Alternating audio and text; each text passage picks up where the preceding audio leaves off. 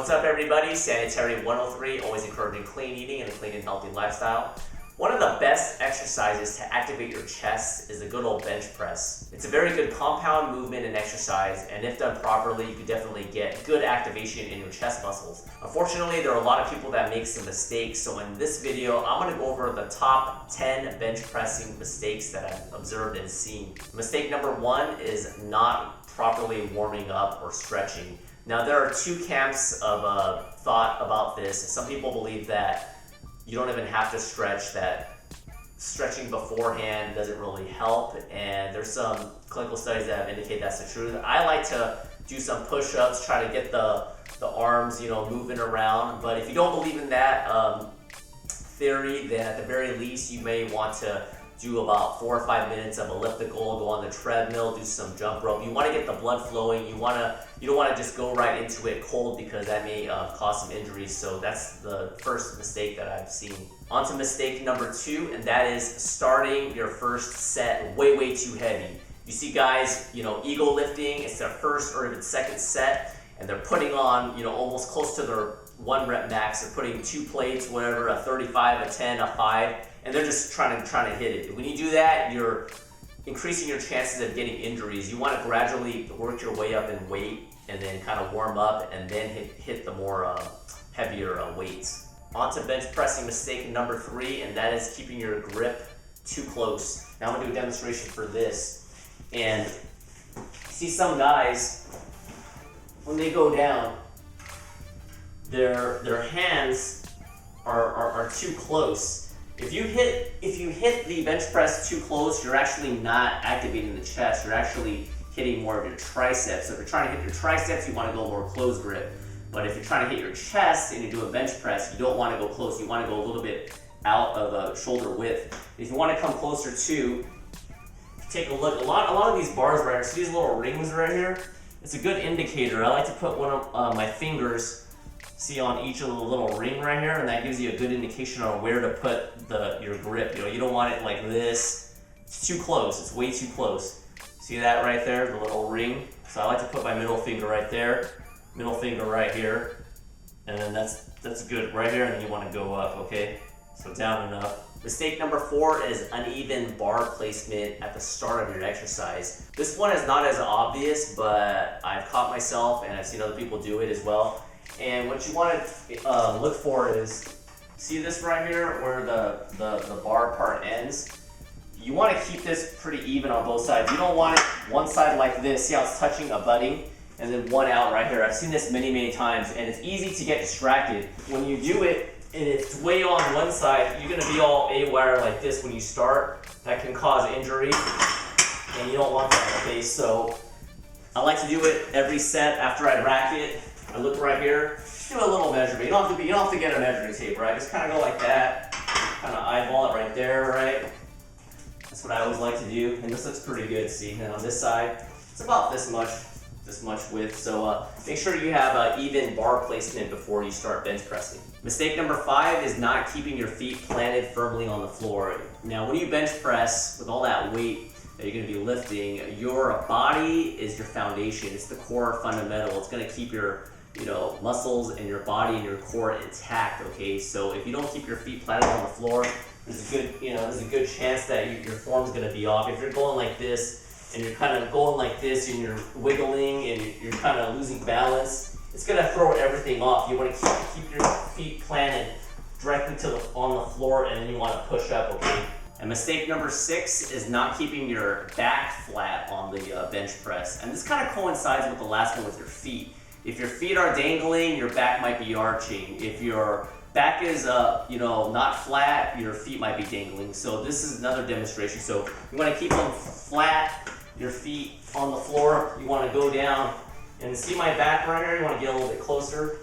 Now there are exceptions. If you are a power lifter, there is some arch, but you see some guys, especially when you're lifting heavy weight, you go down and they start wiggling their legs, and they're arching their back too much like this. That's gonna cause a lot of strain on your back and cause some injuries. So you go like that, and it happens a lot. They push, especially when they're 1 rep max. And I've actually done this before, and I caught myself. And a lot of times you go down, and then you're trying to push it up and you're not activating your chest, you're using your back to push up. And I've actually done this before, and when it happens is that I actually pulled, and it was a minor strain, but right in the back area right here, because I was arching so much, I wasn't activating my chest, and I was hitting this part, and I had a little bit of injury just for like a couple days. So you definitely want to keep your back flat on the bench press. Mistake number 7 that I see a lot of people doing is when you're bench pressing and not retracting your shoulders back into the bench. When you're bench pressing, if you don't keep your shoulders retracted back as you're pushing up, what's going to happen is you're going to put a lot of strain and wear and tear on your shoulders. A lot of people complain that when they do a barbell bench press that they get shoulder problems. And if you have this problem, this might be the reason. So make sure when you are benching, like I said with the other tips, keep the feet planted, keep your back flat on the bench, and make a conscientious decision to make sure to keep your shoulders retracted back as you bench press and activate that chest, and try not to lean too much forward because that's going to cause a lot of injury. Mistake number 8 is having a really crappy range of motion. This one irks me a lot because you see a lot of guys say, oh, how much do you bench? And they say, oh, I can bench 315, and you see them go and they do these partial reps. You don't want to do that. Save your ego for another time. When you're in the gym, you're there to work out your muscles. If you want to show off, go out to the beach, okay? But if you're in the gym, you want to be putting in the work. So you see guys putting on a bunch of weight, right? If they're stacking it up, they're going for some workout. Let's say they got all this weight to go up, and they're just going like this. See it time and time again. This is barely doing anything. The only thing it's probably doing with all that weight is you're probably just messing up your shoulder. You're activating your chest basically probably like 1%. You want to do a full range of motion, okay? Down and up, okay? Down, even a pause rep is decent, and then you want to go up. That's the purpose of the exercise, to activate the chest, not to do this, okay? Okay, so make sure you're not one of those people, and make sure you do a full range of motion. Mistake number 9 when bench pressing is bouncing the bar off your chest. This can be dangerous because you're going to be hitting your sternum, especially the heavier weight you have, and it's not really good. So let me demonstrate. You go down, guys put the weight up, and as they go, they hit their chest like this. Boom. Now, if done properly in the grand scheme of things, it's possible that you may not suffer an injury. But especially if you're beginning and or if you're lifting heavier weight, it's a good chance that you might hit your sternum, hit your chest muscles, and that can be very dangerous. There really are no studies that have indicated that if you were to bounce it off your chest that you can get a better workout. So I prefer to bring the bar close to the chest and nipple area and then activate up. Last but not least is mistake number 10 on bench pressing. And that is allowing your spotter to do all the work. This one bugs the crap out of me as well. I'm filming by myself, so I don't have anyone to demonstrate, but you get the picture, right? Let me just slide through right here. It's a little bit tight. All right, person's right here about to bench press. You let them go, and then you're just, as they're pushing up, you're just grabbing the bar and you're just going like this. You're actually helping them, okay? You don't want to do that. That's the crappiest spotter that you are going to encounter. If you're bench pressing and the person started to do that, you want to tell them to back off. I actually, before I bench press, I specifically tell the person, do not even touch the bar. Maybe they might need some help on the launch, but other than that, do not help until I start struggling. Once I struggle, then the spotter's going to help you. A spotter's there to help you for safety reasons, not to do 3/4 of your work, okay?